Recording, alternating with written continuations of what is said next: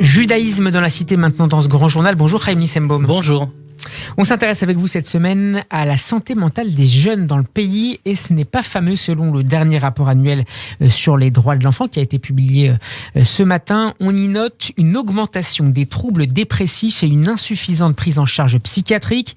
Le premier confinement à partir de mars 2020 aurait ainsi conduit à une hausse générale des syndromes dépressifs. Chaim Nissenbaum, est-ce que cette question doit être considérée comme une urgence nationale à côté de la relance, même si elle va plutôt bien, de l'économie ou la lutte contre le dérèglement climatique? Je crois que se préoccuper des jeunes est toujours une urgence nationale. Et pas seulement nationale d'ailleurs, mais en l'occurrence, si, bien sûr.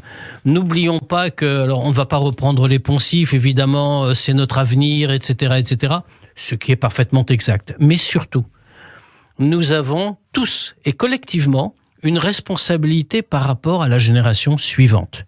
Une vraie responsabilité, au point d'ailleurs que, si l'on se reporte à nos textes, nous voyons tout ce que, aussi bien les textes bibliques que talmudiques, ont dit à propos de l'investissement qu'il faut accorder aux jeunes. Il y a un fameux verset qui est fondateur de toute la démarche pédagogique du judaïsme.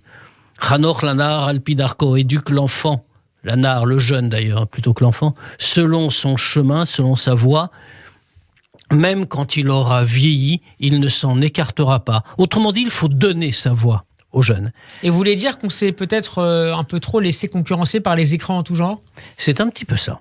Autrement dit, on s'est en réalité dégagé. Qui n'a pas eu cette réaction qui est tellement humaine, et je le dis vraiment sans aucune notation critique, qui n'a pas pensé, et dans tous les milieux, juifs ou non juifs, pratiquants ou non pratiquants, l'enfant n'est pas sage, je vais lui mettre un écran.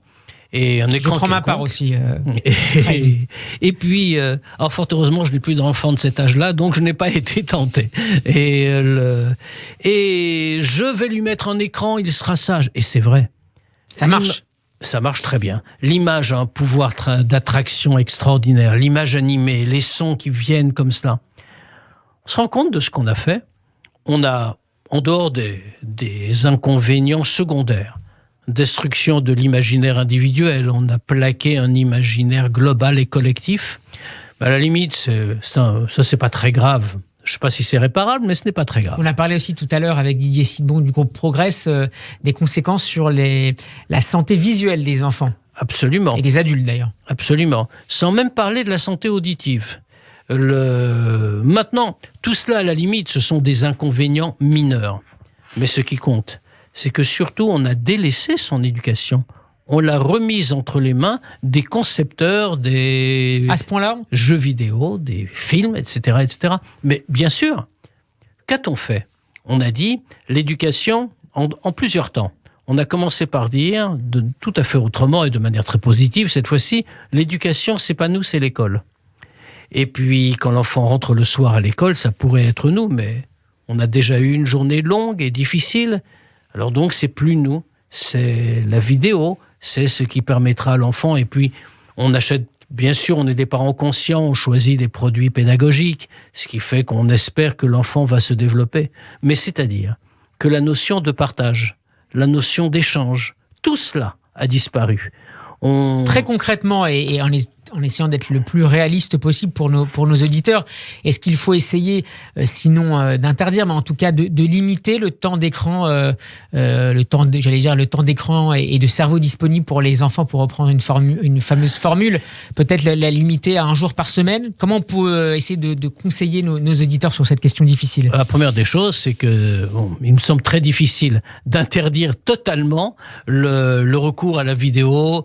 Une fois qu'on y est entré, nous sommes dans un monde qui l'impose quasiment. Il y a une telle pression sociale que tout cela est extrêmement difficile. D'abord, il faut veiller à la qualité des produits vidéo que l'on donne à l'enfant.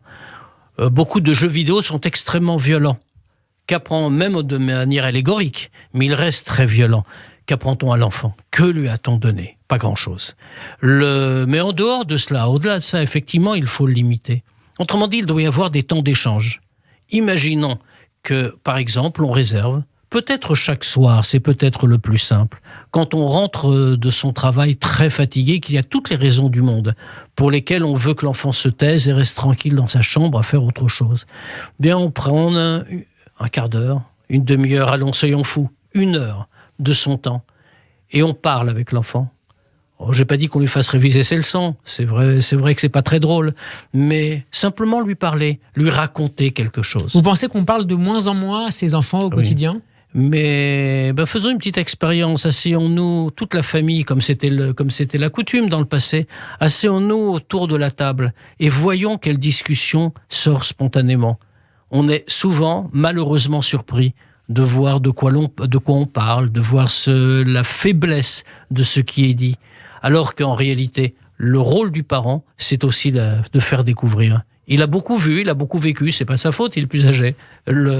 S'il a beaucoup vécu et beaucoup vu, c'est pour pouvoir donner, pour pouvoir faire comprendre à l'enfant qu'à son tour, il lui appartient de voir et de comprendre. Une histoire talmudique qui me revient, celle d'un homme qui s'appelait Rabbi Chia.